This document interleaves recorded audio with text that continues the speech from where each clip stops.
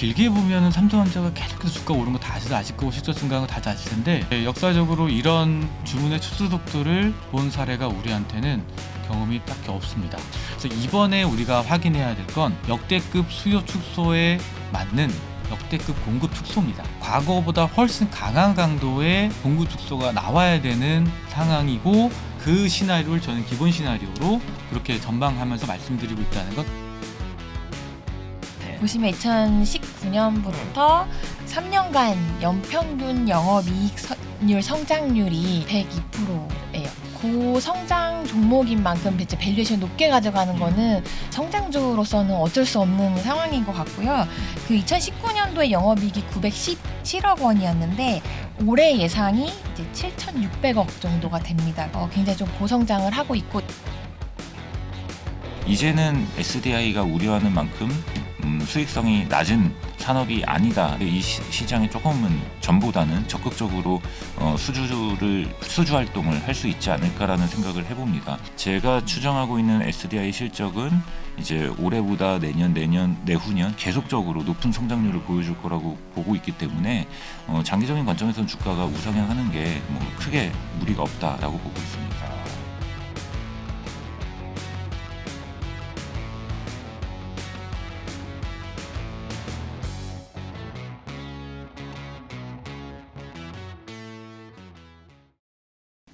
삼프로TV 리서치 센터 센터장 정프로 인사드리겠습니다. 반갑습니다. 자, 요즘 매우 어려운 시장 계속 이어지고 있는데 그래서 저희 삼프로TV가 아주 신박한 기획을 한번 해봤습니다. 많은 투자자분들 또 시청자분들께서 뭐 저희가 이제 시장에 대한 얘기를 워낙 많이 하니까 시장에 대한 이해는 됐다. 그런데 정작 내가 투자하고 있는 이 기업들, 이 기업의 주가는 어떻게 되는 건지 물론 이제 여러 간접적인 정보들을 통해 판단을 하시겠습니다만 좀 제대로 좀 알고 싶다 이런 이제 요청들이 많아서 오늘 본격적으로 저희가 특정 기업들에 대한 애널리스트들의 분석 그리고 여기에 추가로 실제 리서치 센터처럼 펀드 매니저 한 분을 모셔서 아주 날카로운 질문, 엣지 있는 답변 이런 것들을 한번 저희가 추구해 보도록 하겠습니다. 오늘 저희가 다룰 기업 삼성그룹 관련 기업인데 아무래도 우리나라 대표 기업이기도 하고요. 뭐 삼성전자나 SDI, 뭐 삼성바이오로직스 등 워낙 이제 시총이 큰 기업들이기 때문에 저희가 다뤄도 그렇게 시장에 큰 영향을 미칠 것 같지는 않아서 일단 한번 준비를 해봤습니다. 정프로 혼자 진행해도 큰 문제는 없겠습니다만 구색도 좀 맞추고요. 그리고 펀드 매니저 입장에서 또 어떤 질문들을 해주실지 매우 궁금해서 한번 모셨습니다. 무려 10년 넘게 삼성그룹주 펀드를 운영해 오고 계신 한국투자신탁운용의 정상진 본부장님 나오셨습니다. 반갑습니다. 반갑습니다. 네. 정상진입니다. 네, 저희는 친형제는 아닙니다. 네, 정영진, 정상진 친형제는 아니고요. 예. 우리 정상진 본부장님은 펀드 매니저이신 거죠? 지금은 직접 펀드 운용은 하지 않고요. 다만 이제 매니저와 애널리스트를 제가 관리를 하고 있습니다. 네. 그래서 실제로 운용도 많이 이제 해보셨고, 그리고 이제 운영하는 사람들을 이제 관리하고 계시고. 예. 네. 저는 뭐 IMF 들어가기 전에 네. 1997년부터 펀드 매니저 생활을 시작을 해서 지금까지 뭐 주식 운용하고 운용 본부장만 한 26년, 만 26년 정도를 하고 있습니다. 자. 저도 방송 한 16년 했습니다. 자랑 타이밍인 것 같아서 26년간 예. 펀드 매니저, 그러니까 펀드를 운영하셨다는 거는 저는 이제 굉장히 높게 보고 있습니다. 왜? 성적 안 좋으면 잘리잖아요, 그죠? 예. 근데 26년 동안 하고 계신다는 거는 예. 성적이 나쁘지 않으셨다는 걸로 제가 받아들이도록 하겠습니다. 나쁠 때도 있었는데 고비를 제가 잘 넘겼다고 볼 수 있겠죠. 그렇습니까? 네. 예. 자, 만 26년. 일단 뭐 삼성그룹주라고 하면 이제 대표적으로 제가 말씀드렸던 삼성전자 있고요, SDI, 그다음에 삼성바이오로직스, 그러니까 이제 시총 큰 기업들이고 또 뭐 있죠? 뭐 삼성전기나 물산, 전기. SDS 같은 것도 있고요. SDS. 조금 이제 상대적으로 뭐 인기는 없습니다만은 생명이나 화재 같은 보험사들도 있고 증권도 있고요. 네네네. 그다음에 제일기획, 뭐 이런 이제 주식들이 있고 거기도 중공업도 있습니다. 삼성그룹주라고 다 볼 수 있는 예, 예. 그런 기업들이 있는데 오늘은 이제 한 세 기업들 중점적으로 예. 왜냐면 워낙 개인 투자자분들이 많이 하실 테니까 예, 예. 그쪽으로 한번 좀 예. 살펴볼 텐데 오늘 하여튼 역할이 굉장히 중요하십니다. 예, 예, 제가 예. 이제 질문은 물론 아주 날카롭게 드릴 거예요. 예. 그러나 또 제가 생각하지 못했던 실제 펀드 매니저로서 예. 또 주실 수 있는 질문들이 있을 테니까 예, 예. 그것들 좀 잘 부탁을 좀 드리겠습니다. 예. 혹시 애널리스트 분들이 뭐 틀린 얘기하면 바로 좀 혼 좀 내주시고. 뭐 제가 그럴 수준이 될까 모르겠습니다만 최선을 다해 보겠습니다. 네, 좋습니다. 자, 그나저나 참 요즘 시장이 예. 아주 안 좋습니다. 예, 예. 혹시 우리 뭐 실전에 또 계셨으니까 예. 요즘 시장은 어떻게 혹시 보고 계신지 짧게 좀 답변 좀 들어도 되겠습니까? 예, 뭐 서두에 제가 뭐 자랑으로 말씀드린 건 아니고요. 네. 한 26년 좀 넘게 주식형 펀드 관련 업에만 종사를 하고 있는 제 경험에서도 요즘 시장은 사실 뭐 제가 경험해 보지 못한 번 외에 있는 시장인 것 같습니다. 이렇게 보면 그 과거에 굳이 뭐 한 100년 뭐 이 정도 이제 길게 스코프를 늘려 가지고 네.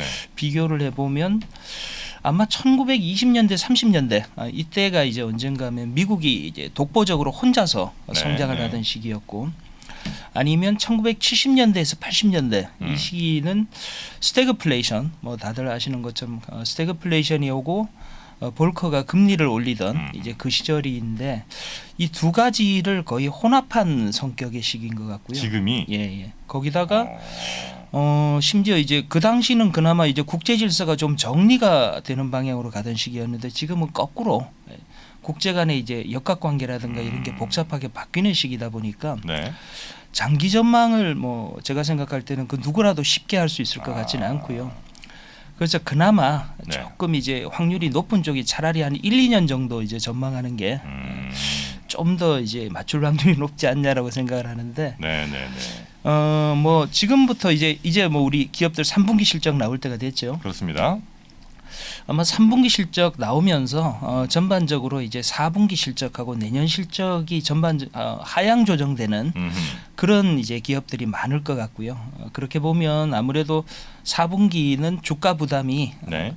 좀 지금처럼 있지 않나라고 생각을 하는데요. 근데 4분기도 떨어진다고요? 4분기도 아마 강세로 가기는 쉽지 않을 것 같습니다. 조금 더 하락을 할 수 있다라고 생각을 하고 있습니다. 그래요. 근데 이제 지금 걱정하고 있는 게 어차피 뭐 금리라든가 네. 물가 그다음에 뭐 실적 뭐 이런 부분들인데 주가가 이제 이 정도면 사실 많이 빠진 것도 맞기 때문에 내년 정도가 되면 악재가 어느 정도 상당히 반영됐다라는 이제 움직임이 주식시장에서 좀 있지 않을까 네. 생각을 해서요. 내년 시장은 올해보다 좀 좋을 거로 이렇게 그렇게 전망을 하고 있습니다. 내년은 일단 뭐 지금 보이지가 않고 있으니까 저는. 네. 자, 그러면 우리 삼성스 TV 리서치 센터에서 첫 번째 삼성전자 예. 한번 해보도록 하겠습니다. 먼저 삼성전자 얘기해 주실 분은 신한투자증권의 최도연 팀장님입니다. 저희 삼프로 TV에서도 종종 뵀었던 우리 최도연 팀장님, 어서 오십시오. 안녕하세요. 반갑습니다. 네, 오랜만입니다. 안녕하십니까. 오늘은 진짜 막 그 리서치 센터처럼 네. 애널리스트 분이 바로 그 회사에 대한 이야기를 쫙 해주시고 우리 펀드 매니저님 그리고 센터장 제가 아주 날카로운 질문들 예. 막 쏟아내도록 하겠습니다. 먼저 회사에 대한 기본적인 투자에 대한 이야기들 한번 좀 들어보도록 할까요? 네, 잘 아시다시피 삼성전자는요. 전 세계 메모리 반도체 1위 기업이죠. 그래서 메모리 반도체 산업에 대한 이해를 조금 할 필요가 있을 것 같은데요. 메모리 반도체 산업을 좀 주식 측면에서 요약을 해본다면 저는 이렇게 표현드리고 싶어요. 구조적으로 성장하는 사이클 산업이고요. 구조적으로 성장한다는 표현은 모두가 이해를 하실 것 같아요. 반도체는 IT 기기에 필수적으로 들어가고 PC, 스마트폰의 진화, 그리고 데이터 센터 4차 산업혁명이 진화해서 계속해서 성장을 해온 게 사실이고요. 그리고 향후에 저희가 기대하는 뭐 자율주행이나 메타버스 등에도 반도체 수요가 계속해서 증가할 거라고 기대를 하고 있습니다. 그래서 이런 중장기 이 구조적인 어떤 추세에 대해서는 대부분 이견이 없으실 것 같고요. 근데 또 한편으로 생각을 해야 되는 건 계속 장기적으로 길게 보면은 삼성전자가 계속해서 주가 오른 거 다시 아실 거고 실적 증가한 거 다시 아실 텐데 네. 그래도 우리한테 항상 고통의 기간은 있었었고 그 고통을 만드는 건 매크로였던 것 같습니다. 그러니까 반도체는 IT에 들어가는 필수제인 거잖아요. 필수 부품인데 IT 세트가 어쩔 수 없이 매크로에 굉장히 탄력적으로 수요가 변동할 수밖에 없습니다. 그러니까 PC나 스마트폰 같은 경우는 개인들의 소비에 의해서 영향을 받고요. 서버나 데이터 센터 관련된 수요는 기업들의 투자에 의해서 이제 영향을 받기 때문에 당연히 경기가 좋으면 더 좋고요. 당연히 경기가 안 좋으면 안 좋게 되는. 그리고 그때 그런 변화가 이제 탄력적으로 먼저 보이는 그런 현상들을 계속 보여줬었던 것 같고요. 그리고 지금은 안타깝게도 이제 다운 사이클, 매크로가 안 좋은 영향을 받으면서 이제 다운 사이클에 와 있는 게 사실이고요. 그래서 단기 투자자들은 지금 안 좋은 수요의 현상에 집중할 수밖에 없는 거고, 중장기 투자자들은 다시 어차피 이 하락 사이클에서 상승 사이클로 넘어갈 거고 이제 구조적으로 성장한다는 거에 집중을 하면서 볼 수 있는 그런 주식이 될 것 같습니다. 자, 그러면 일단은 뭐 구조 성장한다는 거에 뭐 의심할 여지가 없는 부분이긴 하겠습니다만 상당히 지금 그 성장의 속도는 이제 좀 달라지잖아요. 그 작년보다 뭐 올해 조금 더 메모리 반도체를 더 쓰긴 쓰겠지만 예를 들면 스마트폰이나 노트북이나 뭐 서버 소비가 이렇게 줄어들면 그 성장세가 꺾이면 이제 주가는 계속해서 좀 죽는 거고, 그게 지금처럼 꺾이는 게 언제까지 혹시 이어질지 좀 예측이 좀 되고 있습니까? 굉장히 어렵죠. 사실 예. IT가 도는 그 타이밍은 결국 개인들의 소비가 돌아야 되고 매크로가 도는 현상에서 이제 반도체 수요가 도는 모습을 볼 겁니다. 그래서 매크로 경기를 반도체 연수로 상당히 열심히 보고 있고 관찰을 하고 있고 전망을 따라가고 있고요. 그러니까 지금 현재 나오고 있는 현상은 전형적인 하락 사이클의 모습인데요. 네. 정말 충격적으로 수요가 안 좋습니다. 그러니까 지금 3분기가 계절적인 성수기잖아요. 저희가 데이터를 취합한 이후로 금융위기 이후에 3분기에 D램 수요 증가율, 빗 그로스라고 얘기하는데요. 추라 증가율, 추라 빗 그로스가 마이너스 감소, 전분기 대비 감소한 사례가 없었습니다. 네. 근데 이번 3분기에 이제 D램의 3강 업체인 삼성전자, 하이닉스, 마이크론 모두가 다 감소하는 사례를 유례없이 이제 보고 있는 상황이 될 것 같고요. 네. 그리고 아시겠지만 삼성전자 이번에 실적 발표했죠. 10.8조 원의 영업이익이 나왔는데 미스한 폭이 다 메모리 반도체의 출하량에서 결정된 걸로 저희는 추정을 하고 있습니다. 뭐 확정 실적은 이제 10월 말에 확인이 되겠지만 거기서 공개되는 숫자를 좀 몇몇 뜯어보면 다 결국 메모리 반도체 Q에서 네. 나왔다라고 저희는 해석을 하고 있고요. 그리고 또 하나 짚어드릴 건 연간 수요 전망치 대비 결과적인 출하량과의 괴리가 역사적으로 저희가 데이터를 취합한 이후로 가장 괴리가 큰 해가 될 것 같습니다. 그러니까 사실 뭐 연초만 하더라도 매크로 경기에 대한 전망이 이렇진 않았잖아요. 뭐 3월 이후부터 굉장히 급변을 하기 시작했었는데, 근데 연초만 하더라도 뭐 리오프닝, 뭐 코로나 이후에 어떤 그런 세상을 좀 장밋빛으로 생각하면서 이제 매크로의 어떤 후반부의 사이클에서의 상승을 좀 기대했던 게 일반적이었던 것 같고요. 네. 그렇기 때문에 반도체에 대한 전망도 좀 어느 정도는 좀 장밋빛이었던 것 같습니다. 수요에 대해서. 그래서 D램 수요 증가율이 연간 10% 후반에서 20% 정도의 빅그로스를 계속해서 보여줬었고요. 수년 동안. 근데 올해도 또한 10% 후반 정도의 수요 빅그로스 증가를 보여줄까라는 게 저희 연초의 기대였습니다. 근데 지금 3분기까지 확인한 결과 4분기에 정말 많은 숫자가 출하가 된다 하더라도 쉽진 않죠. 매크로가 안 좋으니까. 올해는 삼성전자, 하이닉스, 마이크론 모두 다 D램 추라 빅그로스, 결국 결과적인 수요잖아요. 네. 전방 업체들한테 흡수된 결과적인 수요인데 5%가 안 나올 것 같습니다. 빗그로스가 그러니까 출하 기준으로 연초에 생각했었던 수요의 전망치가 10% 후반인데 네. 지금 체크되고 있는 출하량은 5% 미만일 것 같다는 거죠. 그러니까 정말 역사적으로 이런 출하의 감소 속도를 주문의 축소도 사실 어떻게 보면 주문의 축소 속도를 본 사례가 우리한테는 경험이 딱히 없습니다. 네. 그러니까 그만큼 충격적인 어떤 현상들을 보고 있다는 걸 네. 좀 인지를 해야 될 것 여기서 같고요. 저 루머 하나 좀 확인 좀 하겠습니다. 확인될지 모르겠습니다만 이 얼핏 들리는 얘기로 삼성전자가 어쨌든 이제 생산을 뭐 갑자기 뭐 5월까지는 뭐 100만 개 하다가 갑자기 50만 개 이렇게 못 줄일 거 아니에요. 네. 하던 대로 이제 할 텐데 너무 재고가 많으니까 원래는 필요 없이 그러니까 살 필요 없는 회사들한테도 우리가 이제 쭉 거래하던 회사들한테 일단 좀 맡아줘라. 우리가 너무 지금 재고가 지금 부담 나중에 좀 싸게 어떻게 좀 해줄게. 이런 식으로 지금 재고량을 줄이고 있다는 첩보를 입수했습니다. 이거 맞습니까? 그러니까 원재료 부품에 대한 재고를 말씀하시는 거죠. 아니요.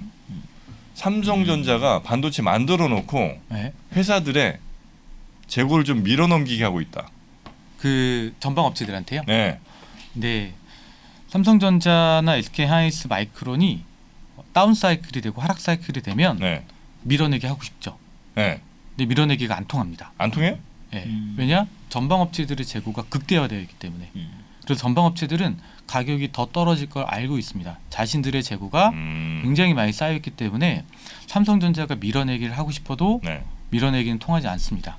그래서 하락 사이클의 전형적인 모습이 가격이 빠짐에도 생각보다 더 빠짐에도 출하가 안 나오는 밀어내기 하고 싶어도 흡수되지 않는 모습이 이제 다운 사이클의 전형적인 모습이고요. 그건 팩트가 아닐 가능성이 좀 높군요. 그리고 아마 이제 뭐 저기 센터장님께서 여쭤보신 내용은 아마도 제 생각엔 그 루머는 네. 그 원재료에 대한 내용이지 않을까 생각이 그렇습니까? 드는데요. 원재료라는 거는 그러니까 반도체에 들어갈 재료들을 네.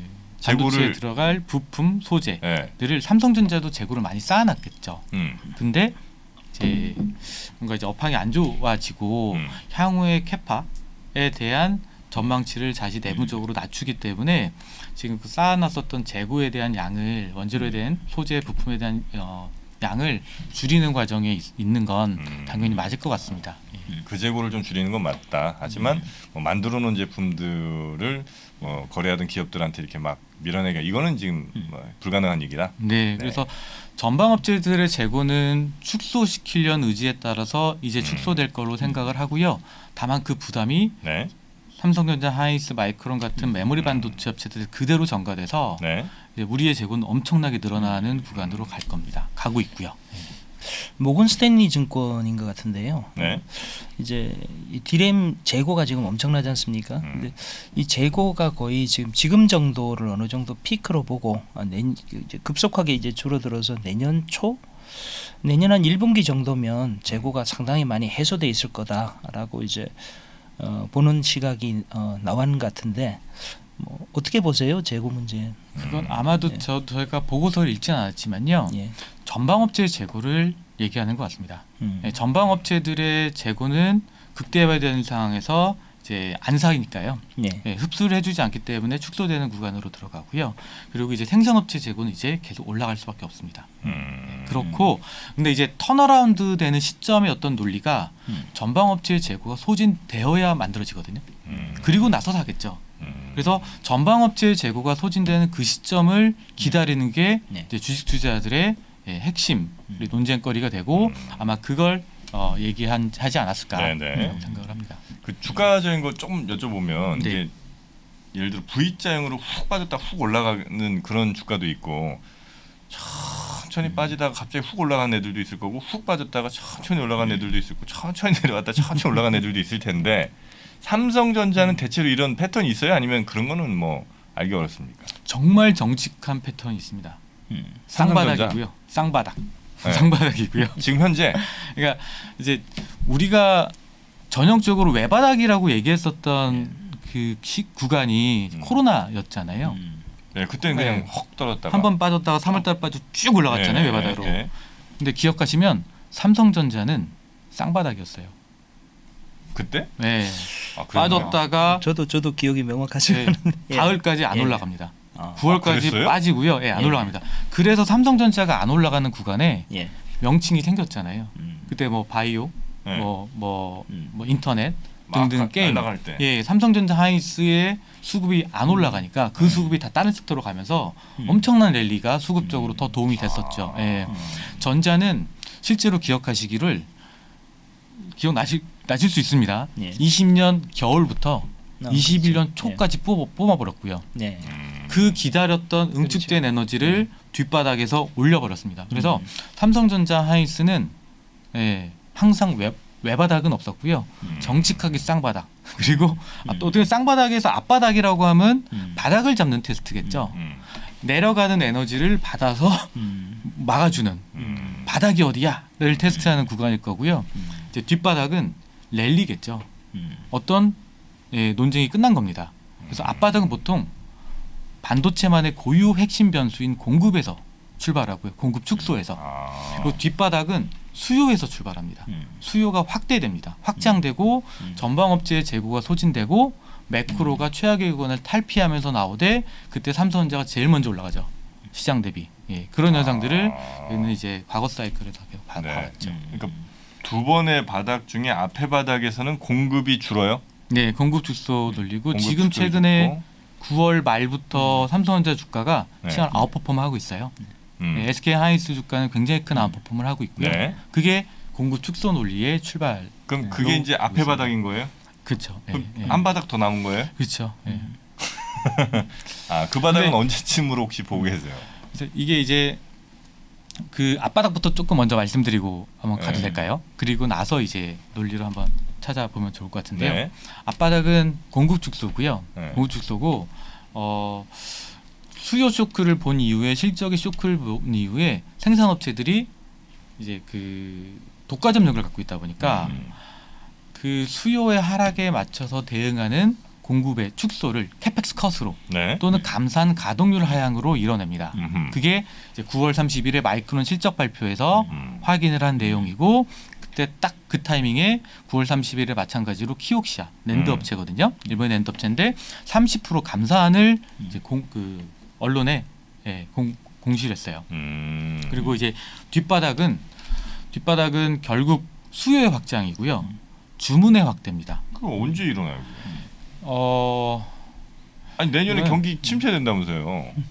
이거는 이제 시그널이 굉장히 빨리 일어나고요. 네. 그러니까 반도체 주가를 한번 좀 제가 그래프를 한번 그려볼게요. 그러실래요? 예, 네. 예, 예. 이제 어렵게 느껴질 수도 있는데 네. 저희도 선행성이 너무 빠르기 때문에 고민을 많이 할 수밖에 없고요. 제가 실적에 대한 흐름을 한번 그려볼게요. 실적이 만약에 이렇게 떨어진다 라고 생각할게요. 네. 이게 실적입니다. 주가는 여기서 이미 빠졌어요. 여기서 이미 빠져요. 이게 보통 매크로의 충격입니다. 네네네. 사실 이거 반도체 에너지들이 못 맞춰요. 못 맞춥니다. 근데 반도체 주가가 제일 빨리 빠져요. 그래서 마치 초반에는 반도체만의 이슈인 것처럼 시장이 난리가 나서 반도체 주가를 빼는데 네. 사실 기억하시면 항상 뭐 이번에도 그랬고요. 코로나 때도 그랬고 미중 분쟁 때도 그랬고 중국 위안화 쇼크 때도 그렇고 유럽 재정위기 때도 그렇고 삼성 주가 제일 먼저 빠져요. 네. 시장의 대표주기 때문에. 그리고 나서 이렇게 집어졌네요. 이렇게 됐을 때 주가는 여기서 이 실적의 쇼크를 확인한 요 구간에서 공급 축소가 나와요. 공급을 하향시킵니다. 네. 캐펙스 컷을 하고 감산 또는 가동률 하향 얘기가 나오면 여기서 실적이 계속 빠지고 있는 구간임에도 불구하고 여기서 바닥이 나옵니다. 여기서 이게 앞바닥이고요. 앞바닥이고 그러나 다시 또 항상 빠졌어요. 빠졌고요. 그리고 여기서 실적이 올라가는 그 타임보다 더 빠르게 뒷바닥이 나왔었는데 이걸 19년 사례에 맞춰서 생각을 해볼게요. 네. 19년 사례에 생각해보면 이게 이 실적의 반등이 20년 1분기였어요. 정확히 얘기하면 디램 가격이 반등한 건 20년 3월이었습니다. 근데 여기 위치가요. 19년 1월이에요. 진짜 빠르죠. 1년 네. 넘게. 여기가 19년 6월 7월이에요. 여기서 나타났던 현상이 주문의 확대였습니다. 네. 그러니까 다운 사이클은 주문이 줄어서 재고가 증가하고 그래서 가격이 하락하는데 네. 그걸 되돌리는 시그널을 제일 먼저 보여주는 게 반대죠.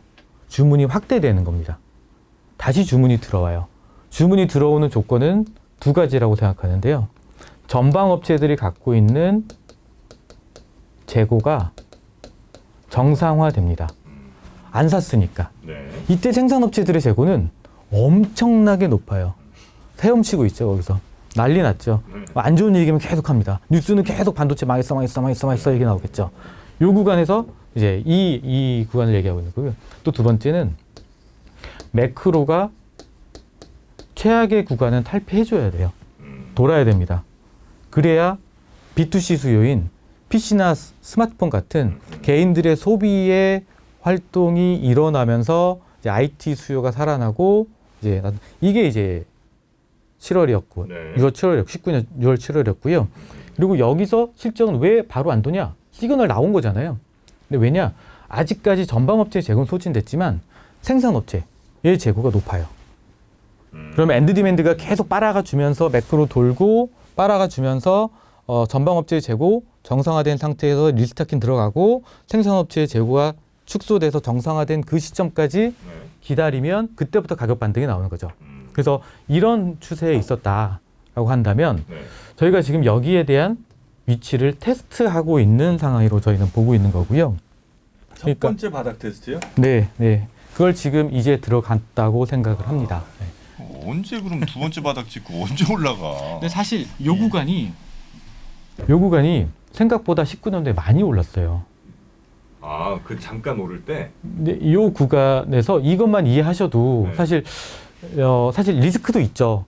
리스크는 매크로가 저희가 생각하는 것보다 더 큰 충격으로 가면 한 번 더 맞을 수는 있겠지만 네. 우리는 핵심적인 우리의 고유 변수가 작동을 하기 시작했어요. 메모리 반도체만 있는 핵심 고유 변수, 공급의 축소. 다른 섹터에는 없는 내용이죠. 네. 그러니까 이게 시장을 아웃퍼폼하는 또는 방어하는 지지력을 보여주는 그런 이제 상황이라고 보고 있고요. 리스크는 매크로고요. 두 번째 바닥 보기 전에 그 잠깐 올라간 그때도 어느 정도 뭘 해도 그쵸. 조금은 먹을 수 있겠군요. 그러니까 이제 숫자를 그때처럼 똑같이 가진 않겠지만 네. 뭐 비슷하게 유사하게만 간다면 19년도에 삼성전자가 3개월 동안 25% 올랐습니다. 그래요? 바닥 대비. 하이닉스가 39% 올랐습니다. 코스닥 반도체가 36%가 올랐어요. 생각보다 많이 올랐죠. 네. 그리고 진짜 랠리는 이제 수요의 확장. 수요에서 결정된다. 앞바닥은 공급, 뒷바닥은 수요. 아, 알겠습니다. 지금 저거를 지금 국면에 예를 들어서 빗대서 생각을 해보면 지금을 만약에 이제 공급의 바닥으로 가는 이제 테스트 기간이라고 봤을 때 저 뒷부분에 이제 주문의 증가 여부는 내년 한 4월, 5월 특히 한 4월 정도 있을 디램 고정 거래가 그게 이제 하락폭이 좀 둔화되는 거를 그 시그널로 그런 식으로 도식적으로 이해하는 게 맞을까요? 네, 맞습니다. 저도 비슷하게 보고 있고요. 네. 그러니까 주문이 확대되는 분간이 오면 이제 전방 업체들이 재고가 소진되어 있는 구간이기 때문에 가격을 추가적으로 하락시키는 거에 대해서 조금 불편함을 느낄 수 있고 그래서 가격 하락은 이제 생산업체의 재고가 많기 때문에 일어나겠지만 가격 하락폭이 둔화되는 현상과 같이 맞물리는 게 사실이고 저희 입장에서 지금 뭐 저희 예상대로 된다면 이제 저희는 4분기에 앞바닥을 테스트하고 2분기경에 이제 뒷바닥을 테스트하고 실적의 반등이 내년 3분기에서 4분기에 나타나는 그런 내용으로 좀 이제 기본 베이스로 네. 접근을 하고 있습니다. 저기 지금 제가 계속 질문해도 괜찮겠습니까? 아니, 다 좋은데요. 센터장님, 예. 좀 센 질문 좀 부탁드릴게요. 센 질문요. 네, 좀 에너지 좀 당황 좀 두 분 같은 회사 아니죠? 다른 회사시잖아요. 예. 워낙 뭐 두 번 볼 일 잘하시는 없다 분이- 생각하시고 좀 날카롭게 부탁드리겠습니다. 지금 여기서 이제 공급 축소를 추가로 이제 우리가 들을 수 있는 뉴스 플로우가 최근에 보면 이제 웨스턴 디지털하고 이제 키옥시아 이제 랜드는 감산을 했고요. 그다음에 마이크론하고 하이닉스는 이제 내년 디램 공급 캐파를 이제 투자 계획을 이제 축소를 했지 않습니까? 근데 삼성전자는 뭐 제가 알기로 투자 축소를 할 생각이 없는 것 같고, 뭐 전자는 뭐 우리가 알다시피 통상 이제 굳이 반도체 아니라 그래도 한 뭐 다른 사업부에서 연간 한 20조 정도를 버니까 마이크론이나 하이닉스보다는 여유가 있는 회사지 않습니까? 근데 그렇게 놓고 봤을 때 특히나 디램 산업에서 여기서 추가적인 어떤 공급 캐파 축소라든지 심지어 어떤 뭐 감산이라든지 이런 뉴스 플로우를 더 기대할 게 있는 건지 어떻게 생각을 하세요? 그러니까 이제 지금 뭐 앞서 설명드렸다시피 수요가 역대급으로 안 좋잖아요. 역대급으로 안 좋기 때문에 16년도와 19년도 사례와 유사한 수준의 캐펙스 컷 또는 공급 축소면 저희 지금 말씀드린 논리 안 통합니다. 네, 수요가 더 강하게 하락하고 있는데 네. 이 과거에 썼던 일반적인 수준의 공급 축소면 예, 아직 우리 안 먹히겠죠. 주가의 바닥을 받아낼 수 있는 힘이 약할 것 같은데요. 그래서 이번에 우리가 확인해야 될 건 역대급 수요 축소에 맞는 역대급 공급 축소입니다. 그래서 과거보다 훨씬 강한 강도의 이제 공급 축소가 나와야 되는 상황이고, 그 시나리오를 저는 기본 시나리오로 그렇게 전망하면서 말씀드리고 있다는 것 꼭 말씀을 드려야 될 것 네. 같고요.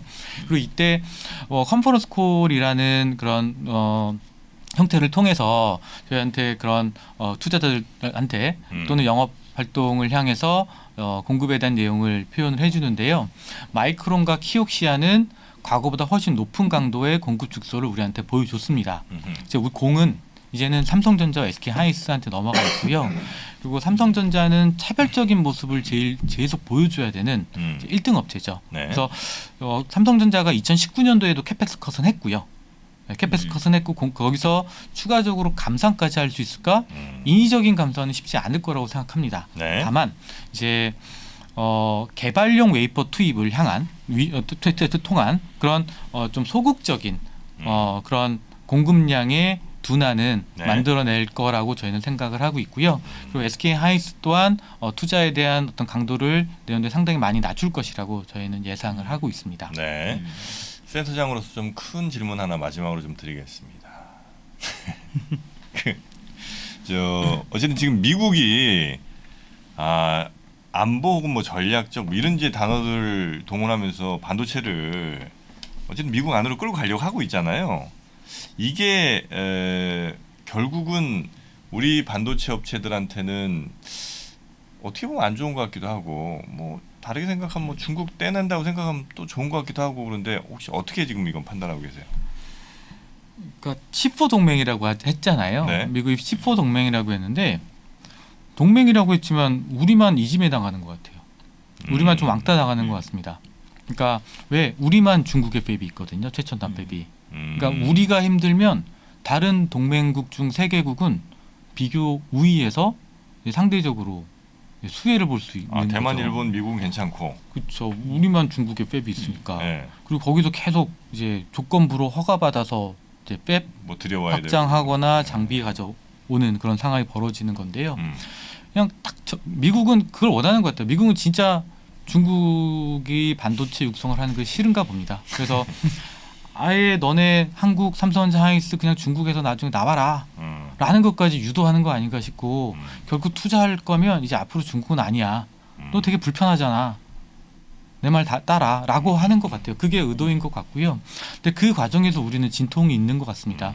어쩔 수 없이 우리는 중장기적으로 텍 마이그레이션을 해야 되고 공정 개발을 계속 개선을 해서 원가 개선을 해줘야 되고, 근데 결국 반도체 가격은 빠지는 거잖아요. 네. 거기에 우리는 공정 개발을 통해서 원가 개선을 이뤄내서 그 상대적인 강도의 차이에 따라서 이익률도 높이냐 낮추냐의 어떤 기로에 계속 우리는 있어야 될 텐데, 우리의 원가 개선율이 상대적으로 둔화될 수 있는, 그러니까 달리 얘기하면 비교열이가 나올 수 있는, 지금까지 우리가 해왔던 모습의 속도를 내기 어려운 그런 위치에 당분간 있을 수 있을 것 같아요. 그래서 중장기적으로 보면 중국을 잘 막아주는 거에 대해서 뭐 긍정적으로 해석할 수 있겠지만 3년, 5년 정도의 프레임으로 보게 되면 우리한테 좀 중장기적인 어떤 비교 우위가 조금 좀 좀 약해지는 치포 내나라 예. 가운데는 비교적 우리한테 썩 좋지는 않다는 말씀이시군요. 그렇죠. 예, 조금 뭔가 음,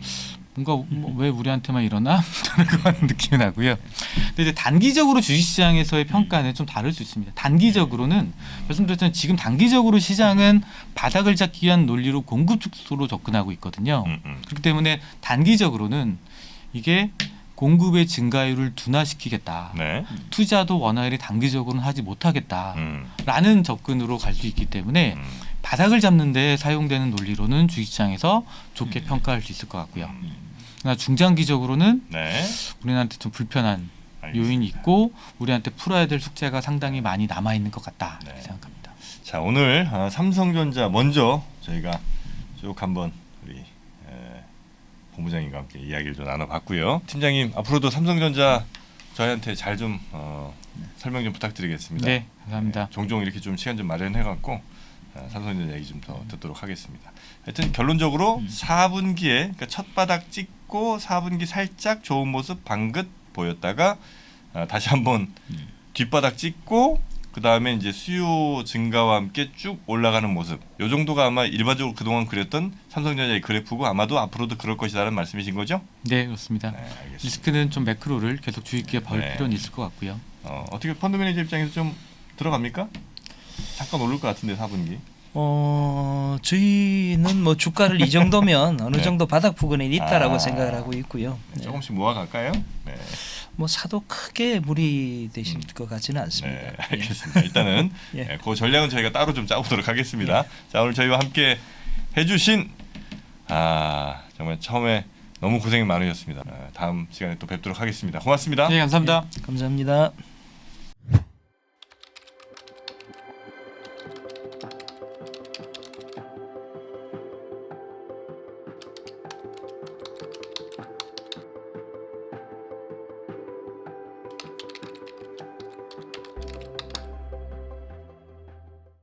네, 이렇게 삼성전자에 대해서는 우리 본부장님과 함께 날카롭게 파헤쳐 봤고요. 이제 또 삼성그룹주 중에 시총 두 번째가 어디입니까? 바이오로직스입니다. 바이오로직스. 예. 네, 바이오로직스도 한번 저희가 뽀 얘기를 해봐야죠. 바이오 하면 또 우리 삼프로TV와 인연도 많으시고 공 많이 하고 계시는 우리 키움증권의 허혜민 연구원님 모시겠습니다. 어서 오세요. 안녕하세요. 안녕하세요. 네, 반갑습니다. 반갑습니다. 네, 여기는 지금 삼프로TV 리서치 센터입니다. 아, 네. 열심히 하겠습니다. 평소처럼 그냥 방송으로 설렁설렁 이렇게 할 생각하지 마세요. 네, 오늘 열심히 오늘- 하겠습니다. 오늘은 저 본부장, 펀드 매니저도 계시고요. 네. 저희 센터장도 있습니다. 날카로운 질문 예상하겠습니다. 좋습니다. 네. 자, 삼성바이오로직스 어때 지금 사요? 삼성바이오로직스 굉장히 잘 버티고 있죠 요새. 왜 이렇게 잘 버티는 거예요, 근데 진짜? 다른 바이오들은 다 망가지는데. 네, 대형주 중에서도 성장세가 계속 지속이 되다 보니까 또 잘 버티고 있고요. 바이오 의약품 생산, 위탁 생산을 하고 있는 네. 이제 로직스 CMO를 위주로 하고 있는데 CMO 업체들은 이제 가장 중요한 게 수주랑 이 수주를 받아서 이제 가동할 수 있는 공장 캐파가 되게 중요하잖아요.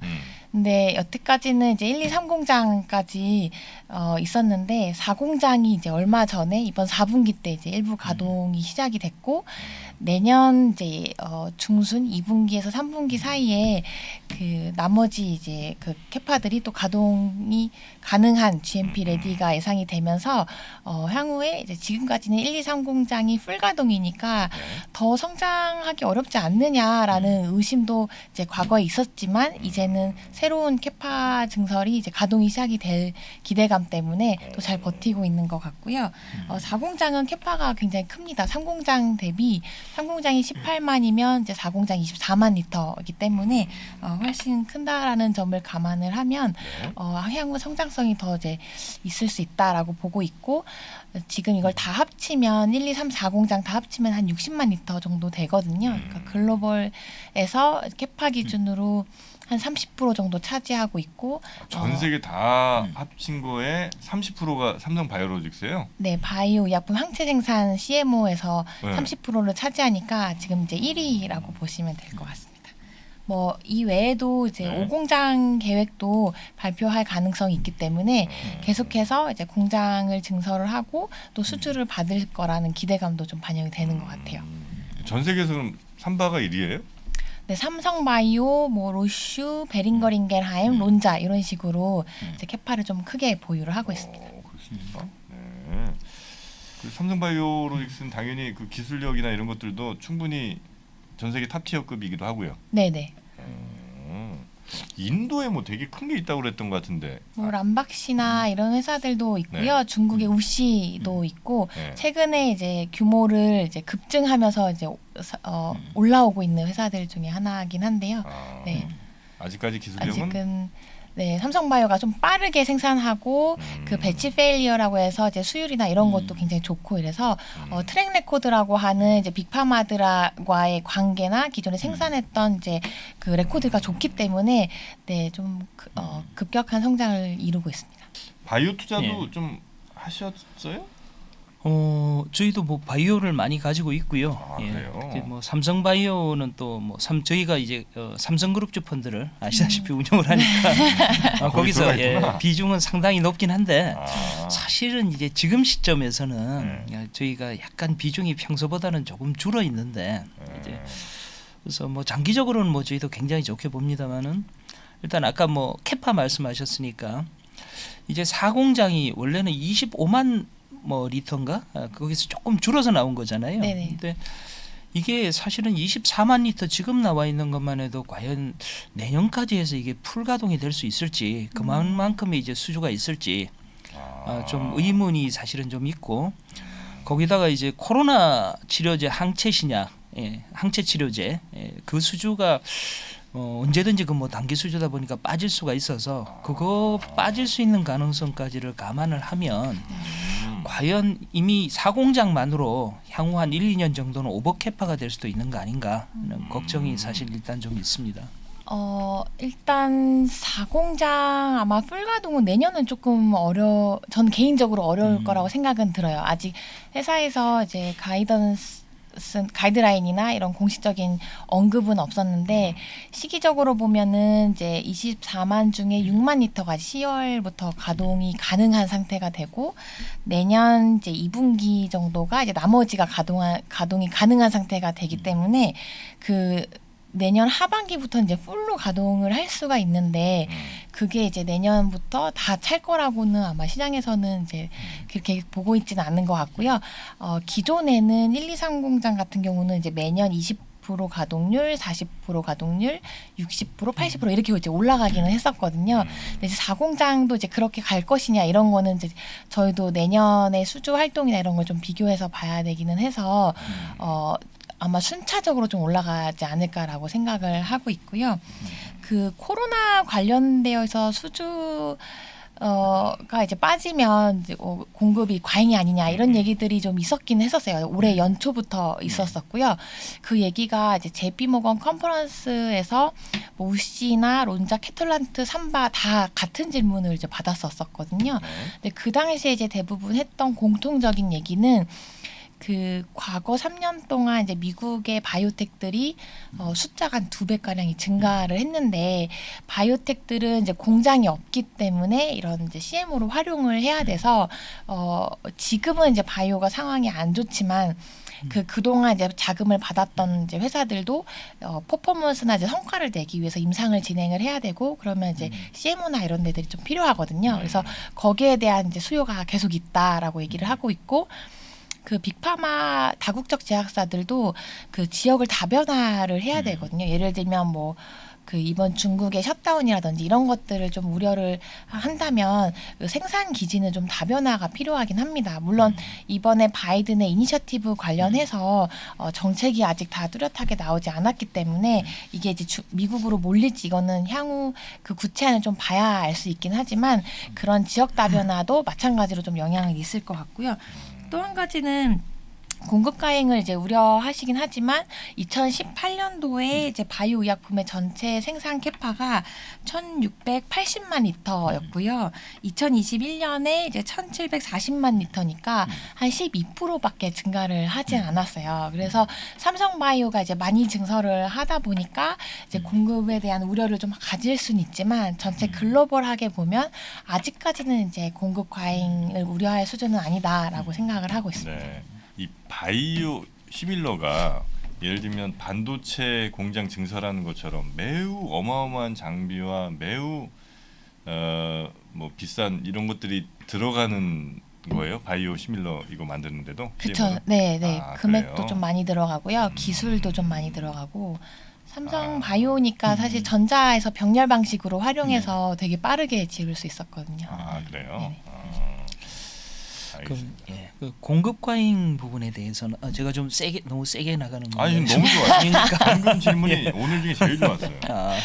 그 공급 과잉 부분에 있어서 네. 현실적으로 원래는 이제 그 일반 이제 화합물 의약품, 이제 제네릭 의약품 대비해서 바이오시밀러가 이제 어차피 공급이 그렇게 많지 않다 보니까 오리지널 대비해서 이제 그 약간 할인폭이 적었지 않습니까 지금까지? 근데 이런 것들이 이제 점점 더 이제 할인폭이 좀 확대되는 조짐이 현실적으로 좀 보이고 있고요. 단가 내려가는 거 아니냐? 예. 뭐 그런 부분이 이제 기본적으로는 이제 공급에 대한 우려를 뭐 위원님 말씀도 충분히 수긍은 가지만 안 할 수는 없는 거고 향후로 이제 승인이 나올 그 항체 신약 쪽에 이제 오리지널 의약품들이 과거처럼 이제 시장이 큰 블록버스터급보다는 조금 이제 시장이 작은 이제 소형 이제 품목들이 많다 보니까 그러면 이렇게 큰 캐파를 갖춰서 이제 소형 품목들을 이제 나눠서 생산한다는 게 과연 이제 지금까지 왔던 것처럼 어떤 규모의 경제가 제대로 날 수 있는 구조가 아닌 시장으로 갈 수도 있는 것 같은데 그렇죠. 예, 이런 부분들이 조금 의문이 계속 드는 게 바이오 현실. 준비 많이 하신 것 같아요. 아유. 오늘 굉장히 날카롭습니다. 네. 네. 어떻게 답변하세요? 일단 시밀러 단가는 네. 계속해서 낮아지기는 해요. 그래서 세종적으로 보통 이제 30%에서 50%까지도 네. 가격이 좀 빠지기도 하거든요. CMO 업체들은 가격도 되게 중요하긴 한데 Q가 그 물량을 되게 많이 찍어내는 것도 되게 중요하잖아요. 왜냐하면 이제 그렇게 되면 생산효율이 또 좋아지기 때문에 사실 저희는 이제 Q도 굉장히 중요하거든요. 그래서 시밀러 같은 경우는 P는 낮아지지만 가격은 낮아지지만 Q는 또 증가할 수 있다라고 생각을 하고 있고. 이 항체 CMO들한테서 가장 중요한 거는 그 말씀해주신 이제 블록버스터 같이 이제 큰 제품들 나오는 거, 요거에 이제 나오게 되면 이제 CMO 쪽으로 이제 생산이 더 증가될 수 있고요. 또 하나는 특허 만료가 돼도 마찬가지로 또 시장이 커지거든요. 왜냐하면 시밀러들이 이제 각종 업체들에서 나오기 때문에 요런 것들을 감안하면 아직까지는 이제 그 면역 관문 억제제가 메가 글로벌 블록버스터였는데 요게 이제 2027년, 28년에 특허 만료가 되면 관련되어 있는 바이오 시밀러 업체들이 이제 다수 출시하면서 Q가 굉장히 많이 늘어날 거라고 보고 있습니다. 그래서 그런 부분들은 이제 그 Q로 좀 방어를 할 수 있을 것 같고요. 또 한 가지는 그 다품종 소량 생산 관련해서는 삼성바이오도 좀 준비는 하고 있었던 것 같아요. 왜냐하면 1공장이 이제 다품종 소량 생산으로 목적으로 이제 사용이 되고 있었고 최근에 이제 CDO도 이제 다품종 소량 생산에 이제 장점을 가지고 있기 때문에 그 부분에 있어서는 이제 같이 맞춰서 좀 준비를 하고 있는 걸로 알고 있습니다. 네. 혹시 제가 지금 보고 있는 게 맞는 숫자인지 모르겠는데 PER이 지금 100배예요? 네. 센터장님, 100배예요? 뭐 80에서 100배인데요. 난못 저희 사 지금. 그 100배를 어떻게 사? 부담이 될 수 있어요. 근데 네. 저희가 네. 보시면 2019년부터 3년간 연평균 영업이익률 성장률이 네. 얼마인지 아십니까? 몰라요. 102%예요. 연평균? 네, 연평균. 더블에 계속. 네네. 저희가 고성장 종목인 만큼 이제 밸류에이션 높게 가져가는 거는 사실 이제 성장주로서는 어쩔 수 없는 상황인 것 같고요. 그 2019년도에 영업이익이 917억 원이었는데 올해 예상이 이제 7,600억 정도가 됩니다. 그래서 굉장히 좀 고성장을 하고 있고 이거는 상공장이 이제 BEP를 넘어서는 순간 대부분 고정비이기 때문에 그 네. 넘어서는 이익은 다 영업이익으로 꽂히거든요. 그래서 가동률이 어느 순간을 넘어서면 이익이 이제 더블링이 되는 경우들이 있었어요. 2020년, 21년이 그랬거든요. 네네네. 근데 4공장은 3공장보다 더 크다고 말씀드렸기 때문에 4공장도 BEP가 넘어서게 되면 훨씬 더 큰 성장을 또 바라볼 수 있어서 아직까지는 밸류에이션 부담은 있지만 그만큼 성장에 대한 기대감도 있다고 보실 수 있을 것 같습니다.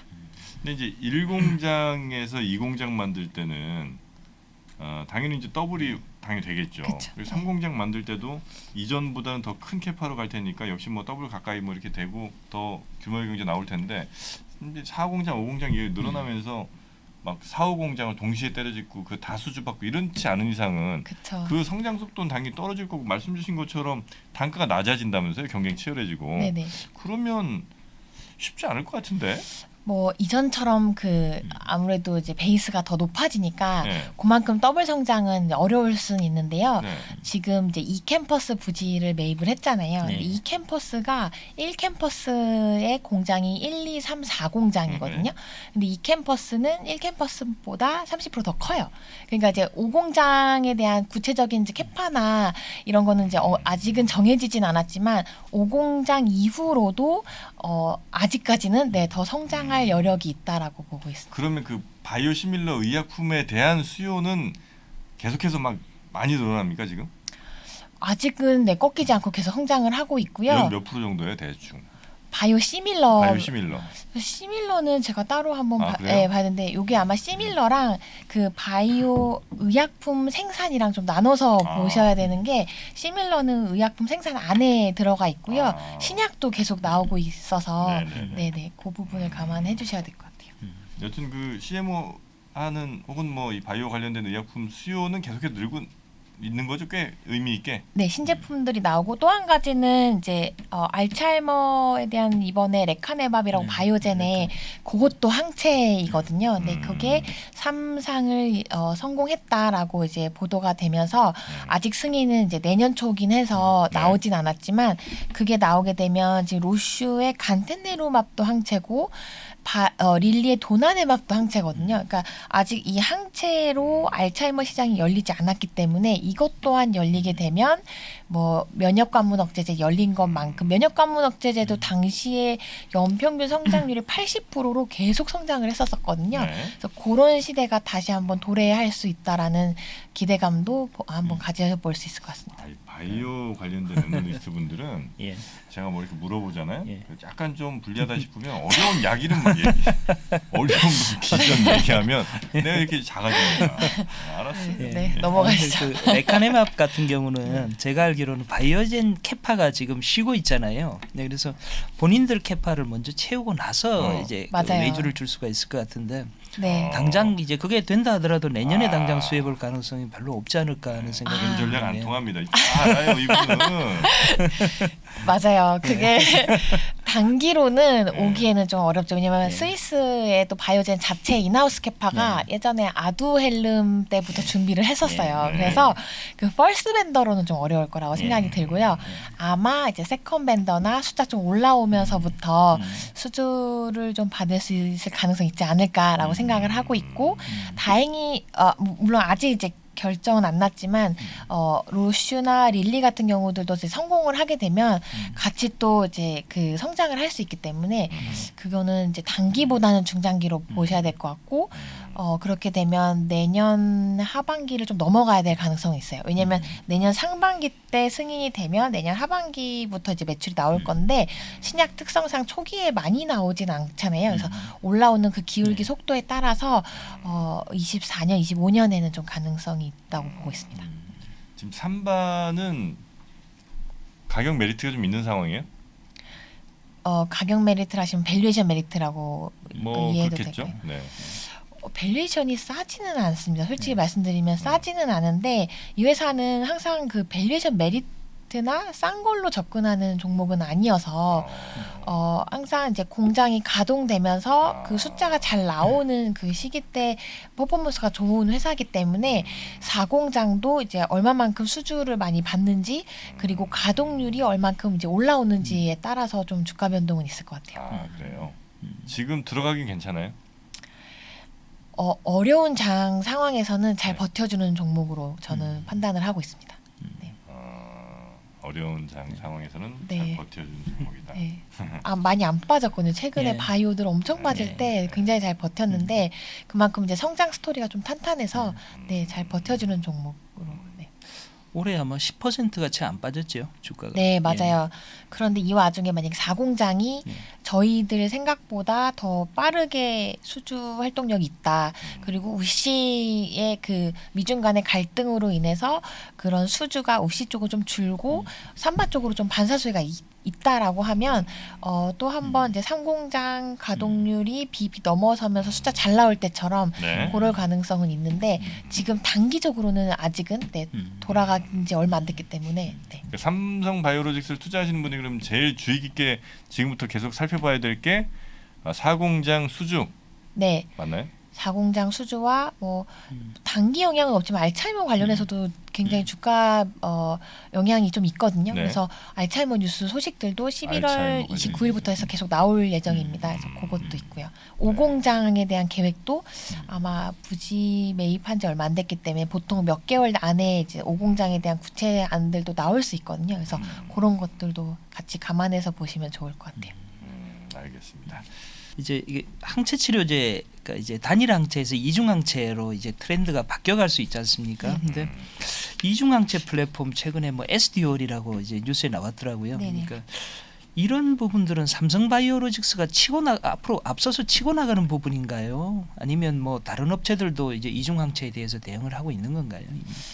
아직 아마 내부적으로 대응은 하고 있을 텐데 이중 항체가 기존의 단일 클론 항체만큼 시장이 확 열리진 않았거든요. 그래서 대체적으로 이렇게 이제 삼성바이오처럼 플랫폼 가지고 이제 초기에 임상 그 시료나 이런 것들 이제 해줄 텐데 다른 론자 같은 경우는 뭐 ADC로 먼저 이제 치고 나간다든지 이런 경우들이 있는데 뭐 이중항체가 ADC와 더불어서 향후에도 성장 가능성이 좀 있다라고 보고 있기 때문에 이런 선제 대응은 지금 단일 클론 항체에서 ADC나 이중항체로 옮겨가는 건 맞다라고 보고 있거든요. 그래서 저는 나름 삼성바이오가 선제적으로 대응을 하고 있다라고 판단을 하고 있습니다.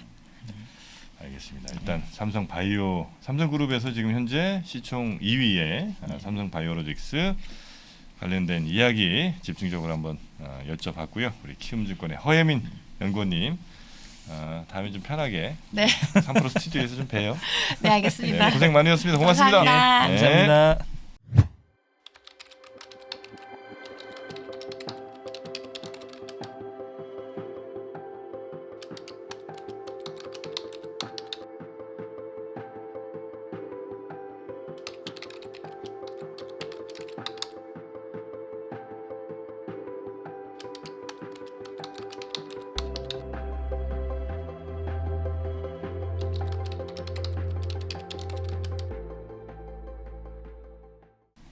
자, 저희가 삼성전자, 삼성바이오로직스 봤고요. 시총 3위는 어디입니까? 삼성그룹에서. 삼성 SDI입니다. SDI, 삼스디, 삼성 SDI. 여기에 이제 2차 전지 예. 이렇게 봐야 되는 거죠? 네. 뭐 2차 전지가 주업이고 이제는 그다음에 전자재료 사업부라고 이제 예전처럼 이제 평광 필름 같은 거. 네네네. 그 사업부가 아직 뭐 이익에서는 상당 부분을 차지하고 있죠. 그렇습니까? 예. 한 40% 정도? 이 배터리 얘기만 하다 보니까 예. 그거 하는 줄도 몰랐어요. 예. 삼성 SDI. 예. 자, 그러면 삼성 SDI 이야기를 풀어주실. 어쨌든 이제 아마 2차 전지 위주로 좀 풀어주실 것 같은데 마법의 갸루상 유명한 하이투자증권의 정원석 연구위원이죠. 어서 오십시오. 네, 안녕하세요. 네, 안녕하세요. 반갑습니다. 자, 우리 정원석 위원님. 여기가 어떤 자리인지는 알고 계시죠? 네, 네. 알고 있습니다. 삼프로TV 리서치 센터입니다. 네. 제가 센터장이에요. 잘 부탁드리겠습니다. 네. 오늘 그래서 저 브리핑도 좀 잘해 주셔야 되고 저희 그 날카로운 질문 또 우리 펀드 매니저 경력이 어마어마하신 우리 본부장님의 질문들에 다 대답을 주셔야 됩니다. 아시겠죠? 알겠습니다. 네. 우리 정원석 위원님. 일단 삼성 SDI에 대해서 간략하게 개요를 좀 설명 좀 해주시죠. 현재 상황이라든지. 네, 말씀하신 것처럼 삼성 SDI는 최근에는 2차 전지 중심으로 이제 저희가 보통 이야기를 많이 하지만 이제 사업부가 크게 2차 전지 사업부와 전자재료 사업부 이렇게 나뉘게 됩니다. 그런데 이제 다른 배터리 셀 업체들보다 안정적으로 이익이 나고 있는 전자재료 사업부가 캐시카우 역할을 하기 때문에 그런 2차 전지 쪽에 투자 여력이 충분히 있다라는 게 굉장히 강점 중에 하나이고요. 올해 같은 경우에는 이제 전자재료 사업부에서 약 한 1조 원 가량 이제 돈을 벌 것 같고요. 영업이익 기준으로요. 그리고 이제 전자재료 사업부가 한 6, 7천억 정도의 영업이익을 벌 거라고 예상을 하고 있습니다.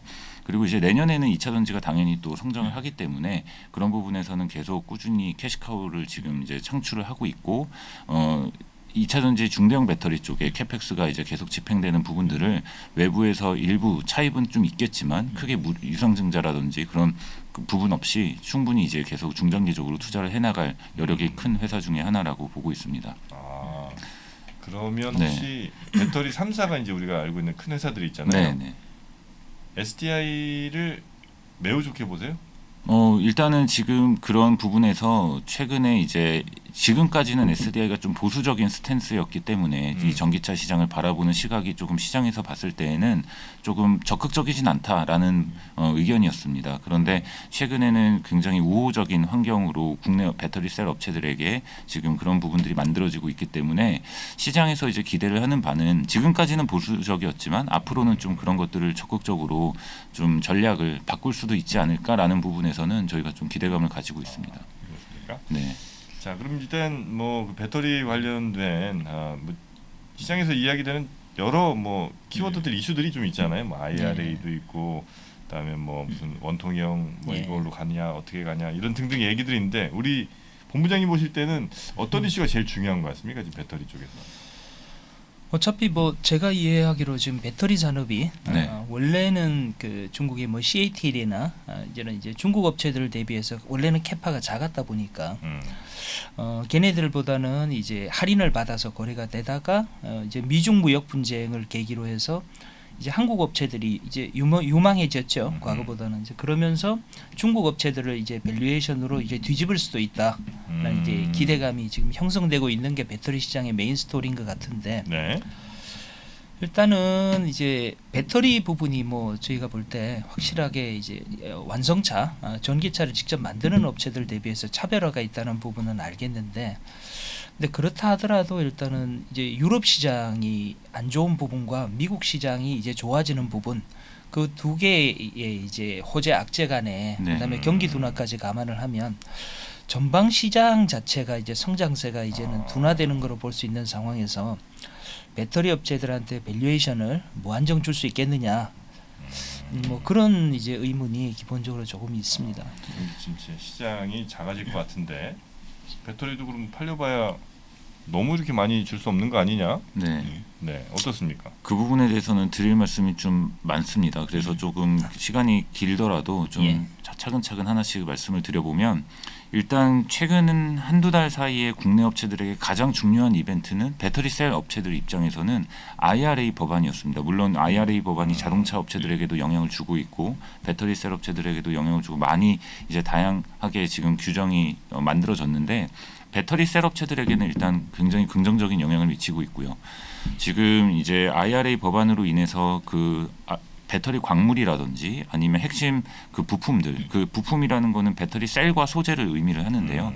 그거를 이제 미국에서 현지화를 하느냐 안 하느냐에 따라서 완성차 업체들에게 보조금을 지급을 하느냐 안 하느냐가 결정이 됩니다. 그렇기 때문에 일단 미국에서 전기차를 판매하고 싶은 제조사들은 이미 일단은 배터리를 현지화를 해야 되거든요.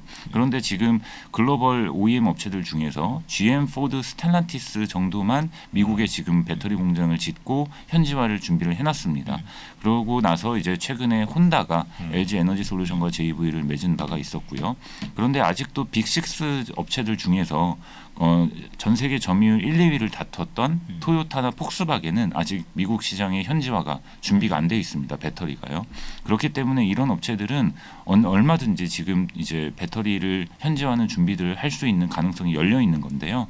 전 세계 배터리 셀 업체들 입장에서 이제 보자면 지금 IRA 법안은 미중 갈등을 생각을 했을 때 사실상 완성차 업체들이 중국 업체들과 손을 잡고 미국에 공장을 짓는다는 건 현실적으로 저는 쉽지 않을 거라고 생각을 합니다.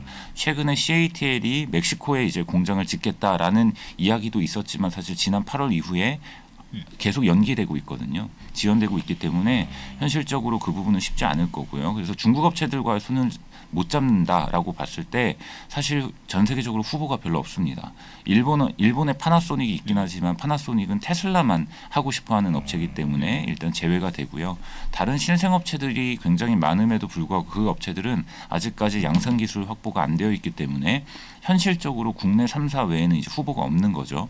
그런데 이제 IRA 법안이 나오기 전까지는 이렇게 국내 업체 배터리 셀 업체들에게 유리한 이러한 법안이 만들어질지는 예측이 안 됐었기 때문에 SDI가 사실상 좀 보수적으로 시장에서 그냥 경쟁을 하다 보면 중국 업체들과의 점유율 경쟁 때문에 수익성이 좀 낮아질 수 있다라는 부분을 충분히 우려하는 게 맞았었는데 지금은 좀 분위기가 많이 다르거든요. 이제는 적어도 미국 시장에 판매되는 그 전기차 배터리 셀 국내 업체들이 판매되는 이 물량들이 적어도 두 자릿수 수익성을 갖출 수 있는 조건이 좀 지금 만들어지고 있다라고 판단이 됩니다. 그렇기 때문에 SDI도 이제는 좀 적극적으로 스탠스를 바꿀 가능성이 있지 않을까라고 생각을 해볼 수가 있을 것 같고요. 그렇게 보면 뭐 조금은 이제 뒤늦게 적극적인 스탠스를 펼치더라도 아직 그 미국의 배터리 현지화 안 돼 있는 업체들이 꽤 많이 남아 있기 때문에 충분히 신규 수주를 확보할 가능성이 있고 그렇게 되면 이제 밸류에이션 디스카운트 요인들은 상당히 좀 축소될 수 있을 거다라고 생각을 합니다. 그런데 이제 지금 그런 긍정적인 반면에 말씀하셨던 것처럼 내년에 과연 이 유럽 경기가 둔화되고 있고 전기차 판매량이 어떻게 될 거냐라는 부분에 대해서 좀 말씀을 드려보면은요. 물론 지금 이제 너무 매크로 불확실성이 크기 때문에 그런 부분에서는 조금 이제 더 지켜봐야 될 부분이 있긴 한데요. 저는 일단은 내년에 미국 전기차 시장을 생각을 해본다면 미국 전기차 시장이 올해 한 대략 80만 대 정도 판매가 될 것 같고요. 순수 전기차 기준으로만 말씀을 드려보면 80만 대 정도, 그리고 유럽이 200만 대 정도 판매가 될 것 같습니다. 상대적으로 이제 그 대수의 차이는 좀 있죠. 그런데 IRA 법안이 이제 시행이 되면 내년에 최대 7,500불의 보조금이 지원이 되기 때문에 뭐 하나로 따지면 한 1,000만 원 정도 지원이 되는 셈입니다.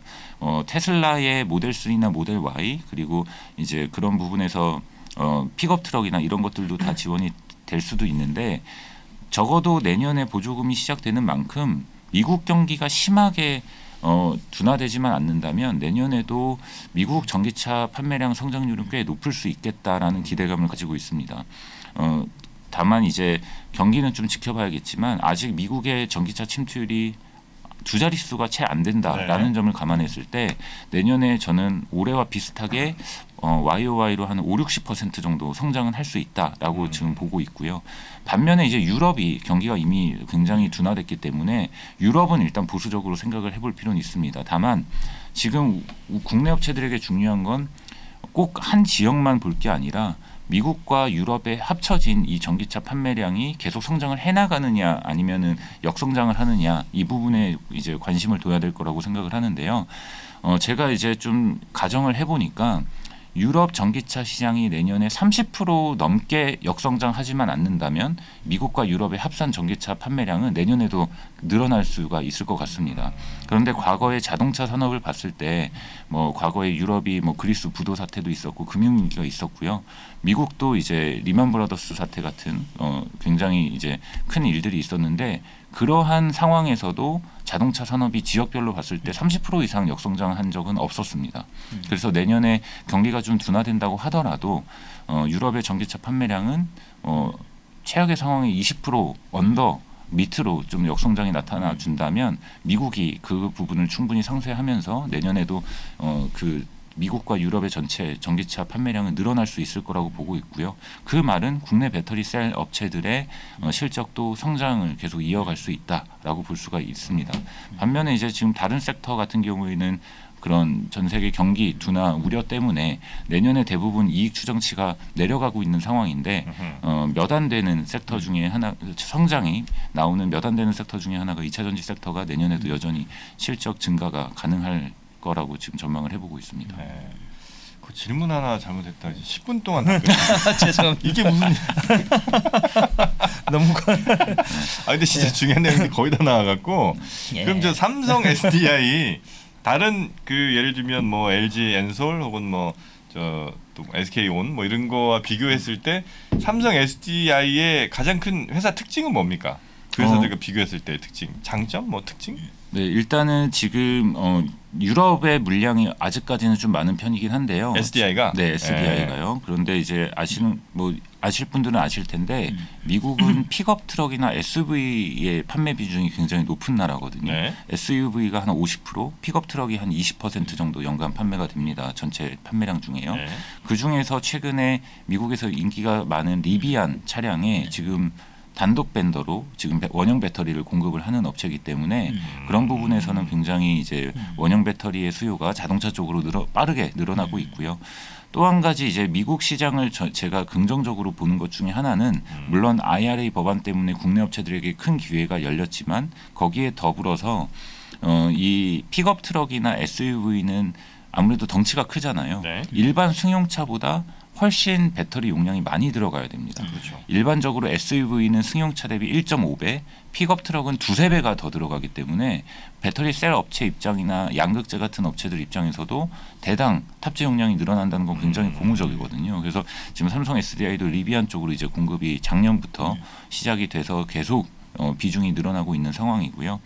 또 한 가지는 이제 지금 다른 업체들도 원형 배터리에 관심을 좀 많이 두고 있는데 물론 시장에서는 에너지 솔루션의 4680 테슬라양 이 배터리에 관심이 많지만 SDI도 원형 배터리에 굉장히 강점을 가지고 있습니다. SDI가 참고로 원조지요. 그렇죠. 예. 네. 아 그래요? 참고로 저희가 보통 집에서 쓰는 뭐 전동 드라이버 혹은 뭐 무선 청소기 네, 네. 여기에 이제 원형 배터리가 상당히 많이 네. 쓰이거든요.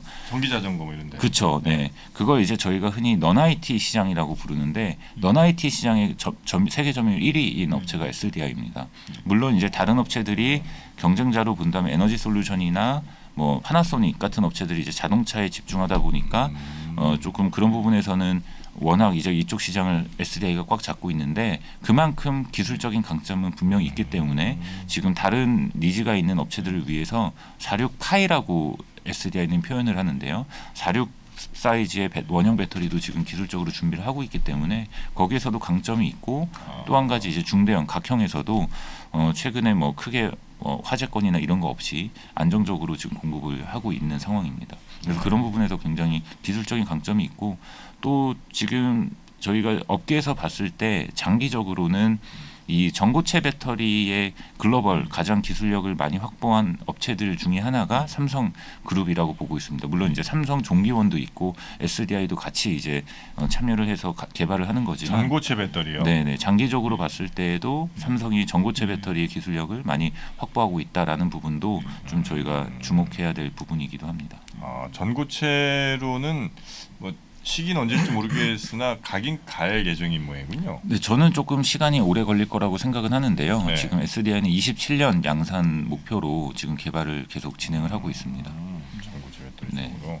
그 만약에 그거 개발해서 양산되면 한 번 더 저 점프업을 할 충분한 소재는 되는 거죠, 전고체면. 다만 이제 좋은 배터리는 맞지만 가격이 이제 어떻게 책정이 되느냐, 형성이 되느냐가 이제 핵심이기 때문에 네. 저는 그런 가격적인 부분까지 생각한다면 조금 더 시간을 뒤로 봐야 되지 않을까라는 생각은 하고 있습니다. 네. 주가는 지금 어떤 상황입니까, SDI는? 주가는 조금 상대적으로 에너지 솔루션이라는 이제 배터리 대장주보다는 조금 지지부진한 상황인데요. 조금 상승폭이 제한적인데 앞으로 제가 기대하고 있는 바는 처음에도 잠깐 말씀을 드렸지만 이제는 SDI가 우려하는 만큼 수익성이 낮은 산업이 아니다라는 것들이 지금 어느 정도 지금 판단이 되고 있기 때문에 그렇게 되면 이제 이 시장이 조금은 전보다는 적극적으로 수주 활동을 할 수 있지 않을까라는 생각을 해봅니다. 그래서 기존에 이제 SDI와 관계가 좋은 업체들을 보자면 뭐 BMW도 있고 폭스바겐도 있고 이런 업체들과의 관계가 좋기 때문에 그런 부분에서는 좀 이런 업체들이 아직 미국의 배터리 현지화가 준비 안 돼 있다라는 점을 감안했을 때 뭔가 JV를 구축하거나 아니면 뭐 장기 수주를 좀 가져오거나 이런 부분에서 가능성이 좀 있을 거라고 기대를 해보고 있어서 네. 올해 4분기부터 내년 상반기 정도 그 동안에는 이런 부분에 저희가 좀 주목을 해야 될 거라고 생각을 하고 있습니다. LFP가 이제 최근에 네. 이제 리튬 가격만 이제 유독 강하다 보니까 이제 가격 경쟁력이 줄었잖아요. 네, 예전보다는. 그래서 이제 뭐 LFP 대비해서 우리가 이제 하고 있는 NCM 방식이 상대적으로 좀 돋보이는 면이 있긴 하지만 그래도 이제 어차피 LFP 뭐 테슬라 같은 데들은 주로 뭐 LFP를 많이 하고 있는 걸로 알고 있으니까 그 우리 업체들이 LFP를 이제 투자를 한다든가 어차피 뭐 이제 점점 테슬라 같은 회사들도 SDI나 우리 업체들을 이제 하고 거래를 해야 될 가능성이 높으니까 그 부분에 뭐 투자를 해서 현실적으로 이제 경쟁력을 갖는다든가 이런 부분들이 이제 가능하다고 보십니까? 어떠십니까? 물론 국내 업체들 중에서도 몇몇 업체들이 LFP 배터리 이제 개발을 하겠다라는 공식적인 언급도 있었습니다. 다만 이 LFP 배터리에 들어가는 소재들의 지금 대부분은 중국 업체들이 많이 하고 있는 시장이기도 하고 저는 또 후발주자로서 같은 기술을 중국 업체들과 그냥 경쟁하는 건 그렇게 올바른 방향은 아니라고 생각을 합니다. 저희가 과거에서 봤을 때 기술적 차이가 크다면 모를까 LCD처럼 이렇게 기술 격차가 크지 않다면 사실은 국내 업체들이 가격 경쟁력 측면에서는 좀 불리한 부분이 발생을 할 수 있기 때문에 저는 LFP는 지금 ESS 쪽으로 그냥 활용하는 게 맞다라고 보고 있고 배터리는 궁극적으로 저는 3원계 배터리로 가는 게 저는 올바른 방향이다라고 생각을 합니다. 그 이유 중에 하나는 물론 최근에 이제 전기차로의 그 전환이 지금 최근에 글로벌 경기 부진이라든지 아니면은 에너지 가격의 상승 이런 것들로 인해서 좀 속도 조절을 해야 되는 게 아니냐라는 일부 유럽 국가들의 이야기도 있지만 저는 지금 이 전기차로의 전환은 친환경으로 뿐만 아니라 거기에 더 가서 궁극적으로 지금 우리가 테슬라 같은 업체들을 선호하는 이유는 이 테슬라 그 차량을 선호하는 이유는 단순 전기차 때문이 아니라 우리가 궁극적으로 추구하는 스마트카에 가장 가까이 가고 있는 업체이기 때문에 그렇거든요. 자율주행이라든지 아니면은 이제 소프트웨어를 업그레이드해서 이제 시스템을 구축하는 이런 것들에 긍정적인 영향을 소비자들에게 주고 있다라고 보는데요. 결국 이 스마트카 핵심이 그 말씀드린 두 가지입니다. 그런데 이 두 가지를 결국은 제대로 구현하기 위해서는 어떤 전원이 필요하게 되고요. 그러기 위해서는 전기차로의 전동화가 반드시 뒷받침이 돼야 됩니다. 그래서 단순히 뭐 친환경 뿐만 아니라 이 스마트카로 가는 방향에서 전기차로의 전환은 반드시 뒷받침이 돼야 되기 때문에 그런 부분이 필요한데 이때 나중에 장기적으로 레벨 4, 5의 완전 자율주행이 되면 실시간으로 엄청난 그 데이터들을 판단하고 연산을 해야 되기 때문에 지금보다 컴퓨팅 파워가 높아지면서 에너지 소비 전력이 최대 한 30% 정도 더 늘어나게 됩니다. 그 말은 주행거리가 30% 줄어들 수 있다는 거거든요. 그렇게 되면 지금 LFP 배터리가 모델 3나 그런 차량들이 대략 한 450km 정도가 좀 한계점이라고 보고 있기 때문에 거기서 30%가 줄어들면 300km도 채 가기 어려운 이런 차들이 돼버리기 때문에 궁극적으로는 저는 나중에 시간이 지나면 지날수록 결국은 국내 업체들이 하고 있는 하이니켈 기반의 고에너지 밀도 3원계 배터리가 메인으로 자리를 잡을 거다라고 생각을 하고 있기 때문에 국내 업체들이 가고 있는 게 궁극적으로는 저는 맞는 방향이지 않나라고 판단합니다. 그 SDI만의 문제는 아닌 것 같긴 한데 하여튼 점점 이제 전기 자동차 늘어나게 되면 배터리 이제 훨씬 더 많이 필요할 거고요. 그러면 원료 수급이나 이런 게 이제 굉장히 중요하잖아요. 네. 근데 SDI라든지 뭐 이런 회사들은 그런 뭐 부품 혹은 뭐 소재 뭐 이런 쪽과의 안정적인 공급은 다 이렇게 만들어 놓은 상황입니까? 네, 아무래도 네. 이제 캐파가 상대적으로 에너지 솔루션 같은 업체들보다는 조금 배터리 캐파가 조금 적은 편이긴 하고요. 네. 다만 그러다 보니까 오히려 탈중국의 소재 이 서플라이 체인을 구축하는데 훨씬 더 좀 빨랐습니다. 그래요? 그래서 이번에 업계에 계신 분들의 소문에 의하면 이번에 IRA 법안을 보고 SDI는 속으로 좋아했다라는 이야기도 좀 들립니다. 그래서 오히려 자기네들은 이 중국 업체들로부터 소재를 가져오는 부분들을 이미 다양하게 좀 서플라이 체인을 구축을 해놨기 때문에 이 부분에서도 상당히 준비를 잘 해놓은 상황이고요. 그래서 크게 무리 없이 이제 그런 부분에서는 배터리 생산에 들어갈 거라고 예상을 하고 있습니다. SDI는 지금 약간 투자를 마음 먹어도 괜찮을 상황일까요?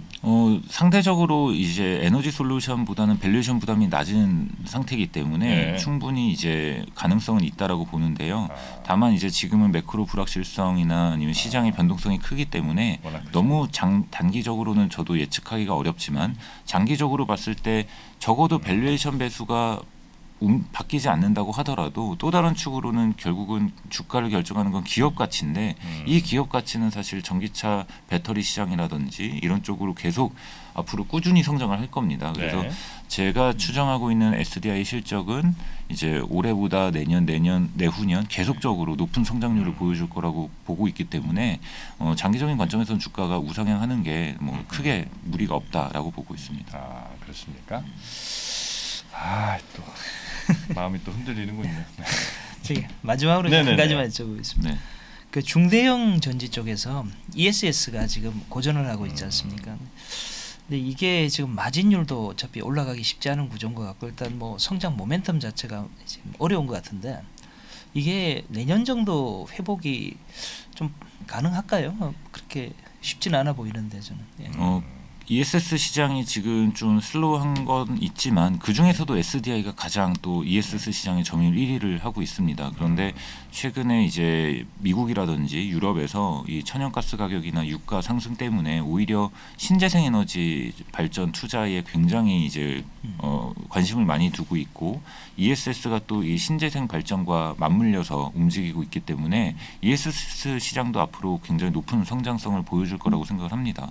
그 중에서 이제 국내 업체는 좀 제한적이긴 한데요.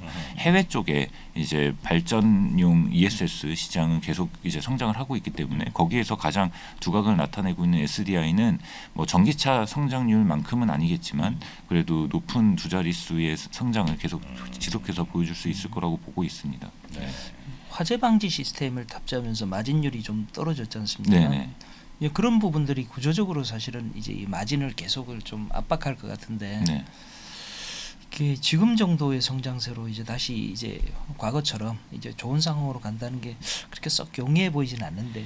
근데 상대적으로 이 ESS 비중보다는 지금 전기차 훨씬 네. 그 매출 비중이 높고 앞으로 자동차 쪽이 더 수익성이 좋아질 것 같습니다. 그래서 지금 ESS 같은 경우에는 아무래도 좀 프로젝트성이다 보니까 그 원재료 가격에 판가 연동하는 게 조금은 제한적일 수는 있는데 자동차 전지 같은 경우에는 이 원재료 6대 소재가 이제 저희가 보통 그 배터리 쪽에서 이야기를 하는데 이 6대 소재가 모두 다 이 판가에 연동되는 구조가 되어 있기 때문에 얼마 전에 이제 뭐 1차적으로 2차 전지 섹터에서 에너지 솔루션이 보여준 것처럼 SDI도 굉장히 이번 실적도 그렇고 앞으로 좋은 중대형 배터리의 마진을 점점 보여줄 수 있을 거라고 보고 있어서 꼭 ESS뿐만 아니라 자동차 쪽까지 보면 중대형 전체 마진은 앞으로 꾸준히 개선될 여지가 있다라고 보고 있습니다. 네, 알겠습니다. 자, 삼성 SDI에 대한 또 전체적인 배터리 산업에 대한 얘기도 좀 저희가 엿들을 수 있었고요. 삼성 SDI에 대한 현재 상황 그리고 전망 충분히 좀 잘 들은 것 같습니다. 다음에도 한번 또 기회 되면 모시도록 하죠. 우리 하이투자증권의 정원석 연구원님 오늘 고생 많으셨습니다. 네, 감사합니다. 네, 감사합니다. 고맙습니다.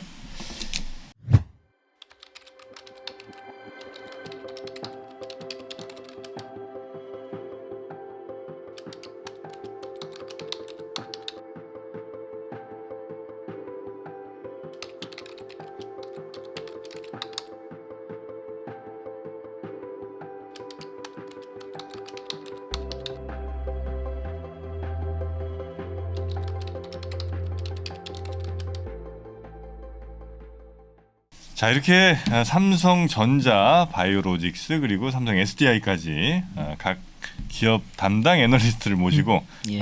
우리 본부장님과 함께 얘기를 좀 나눠봤는데 원래 이런 걸 이제 매번 하시는 거잖아요, 우리 본부장님은. 예, 뭐 애널리스트들 뭐 세미나라든가 하게 그렇죠. 되면 사실은 뭐 저희가 현업에서는 이거보다 훨씬 더 이제 디테일하게 질문을 하고요. 아, 그렇죠. 예, 지금 뭐 만약에 이제 저랑 생각이 다르신 분이다 하면 약간 더 시니컬하게 질문이 나가는 경우도 있고 그렇습니다. 아, 그렇습니까? 예, 네. 실질적으로 이제 펀드를 투자를 하셨을 때 만족스럽지 않은 수익이 많이 나오고 그러던 찰나에 이제 코로나 19가 터졌죠. 코로나 19가 터지면서 네. 무슨 일이 생겼냐면은 갑자기 우리나라 주식장도 3천을 뚫던 거의 이제 지수가 순간적으로 2배가 올랐지 않습니까? 네. 그 정도의 이제 강세장이 오면 사실은 직접 투자를 해서 지수보다 나은 수익을 내기가 굉장히 쉽습니다. 왜냐하면 주도주라는 게 곳곳에 이제 있기 때문에 뭐 농담입니다만은 이제 그 마이다스의 손들이 많이 등장을 하시죠. 저희 펀드 매니저도 마찬가지입니다. 그런데 이게 이제 주식 시장이 바뀌게 되면 흐름이 뭐 하락장이라든가 아니면 박스권 장세로 들어서게 되면 쉽지가 않죠. 예, 종목 투자를 해서 수익을 낸다는 게 쉽지가 않으니까 뭐 이제 마이너스의 손이셨던 분들이 갑자기 마이너스의 손으로 바뀌는 이제 그런 현상이 일어나게 되는데요.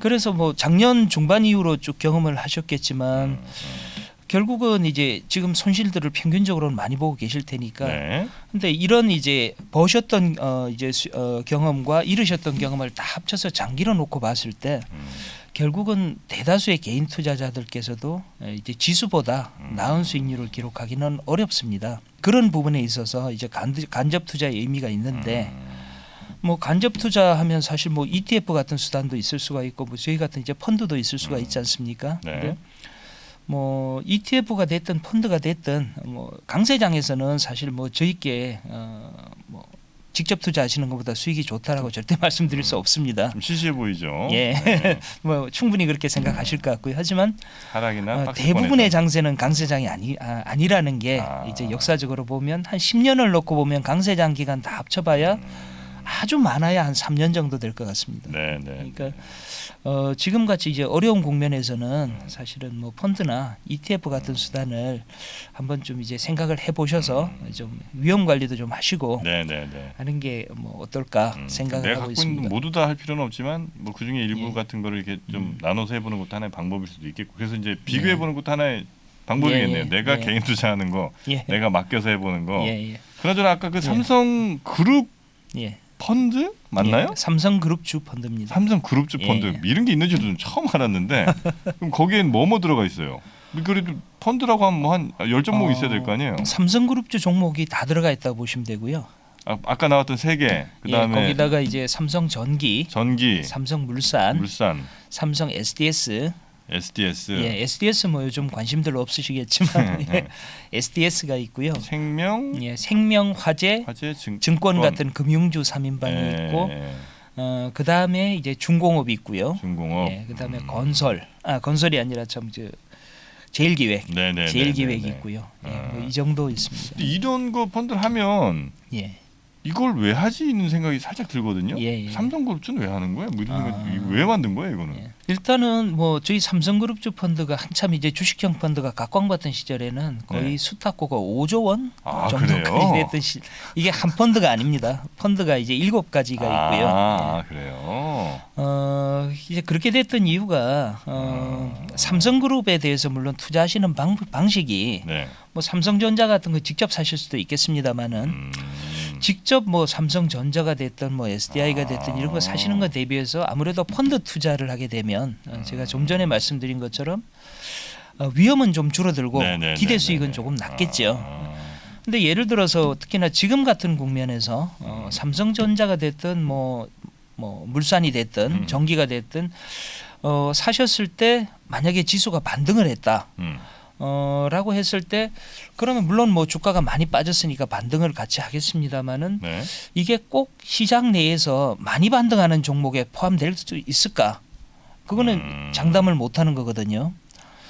개별 주식이라는 게 항상 그렇지만 그렇죠. 소외가 되게 되면 생각보다 한 몇 년씩 소외가 되는 일도 허다하다 보니까 근데 이제 이왕이면 우량 기업인 삼성그룹 뭐 주식들에 투자를 하고 싶은데 뭐가 좋을지 모르겠고. 뭐가 좋을지 잘 모르겠고 한 몇 년 정도가 지났을 때 웬만하면 이게 수익을 낼 수 있는 방법이 뭘까를 생각을 해보면 확률을 높이는 투자 측면에서는 이제 펀드나 뭐 삼성그룹 ETF도 네네. 많습니다. 뭐 이런 것들이 어떻게 보면 편안하게 이제 금리보다 더 나은 수익을 얻을 수 있는 수단일 수가 있는 아니 거죠. 그러면 그 예를 들어 삼성전자, 뭐 SDX 쭉 있잖아요. 예. 이거 비중을 계속 바꾸세요 하면서 아니면 예. 처음에 만든 대로 세팅한 대로 갑니까?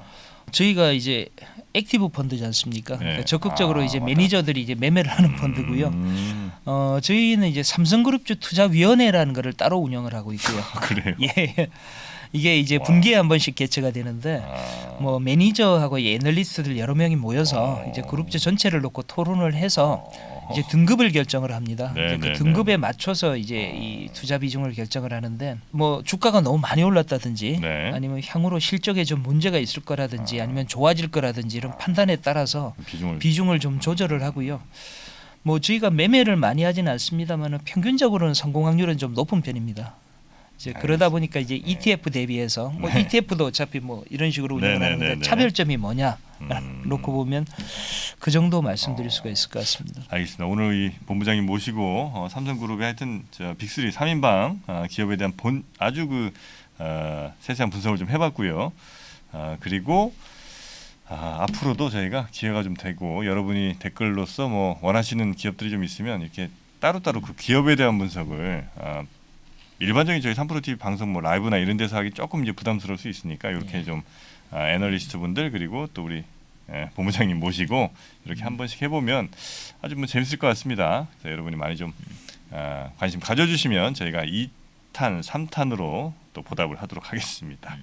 자, 오늘은 저희가 삼성그룹 3인방 기업 분석을 한번 투자자 입장에서 해봤고요. 우리 본부장님 계셔서 훨씬 더 질문의 수준과 깊이가 아주 좋아진 것 같습니다. 감사드립니다. 역시 이래서 펀드 매니저분이 계셔야 되는 모양입니다. 네, 오늘 함께해 주셔서 대단히 감사하고요. 우리 정상진 본부장님 고생 많으셨습니다. 예, 감사합니다. 네, 고맙습니다.